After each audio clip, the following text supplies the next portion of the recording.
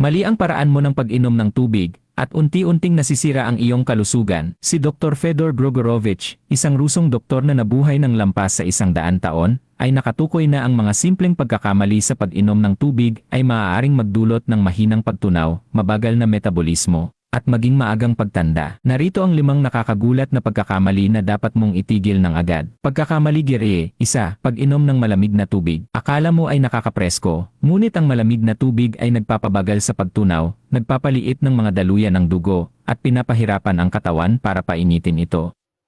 Sa paglipas ng panahon, maaaring magdulot ito ng pamamaga ng tiyan, pananakit, at pagtaba. Solusyon, uminom ng maligambam o tubig na nasa temperatura ng kwarto. Magpapasalamat ang iyong tiyan. Pagkakamali giri, 2. Pag-inom ng mabilisan. Ang pag-inom ng padalas-dalas ay tila hindi masama, ngunit maaari itong magdulot ng pagkalason sa tubig, magpabigat sa bato, at magpamanas ng tiyan. Hindi nasasala ng maayos ng katawan ang tubig kapag mabilis ang pag-inom. Solusyon, uminom ng dahan-dahan para masipsip ng katawan ang tubig ng tama. Pagkakamali giri, 3. Pag-inom ng tubig habang kumakain. Kung umiinom ka habang kumakain, itigil mo na. Pinapababa nito ang asido sa tiyan, humihina ang pagtunaw, at nahihirapang tunawin ang pagkain. Nagdudulot ito ng kabag, indigestion, at mahinang pagsipsip ng sustansya. Solusyon, uminom ng tubig 30 minuto bago o pagkatapos kumain, hindi habang kumakain.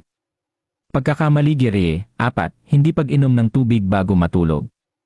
Marami ang umiiwas sa tubig sa gabi dahil ayaw gumising para umihi.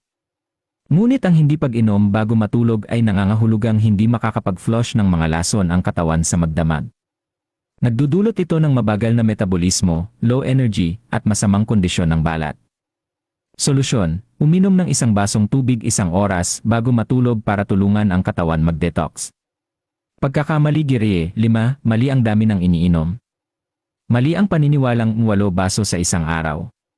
Ang tamang dami ng tubig ay depende sa iyong timbang, kapag kulang, manghihina ka. Kapag sobra, mabibigatan ang bato mo. Ilang pagkakamali dito ang iyong ginagawa.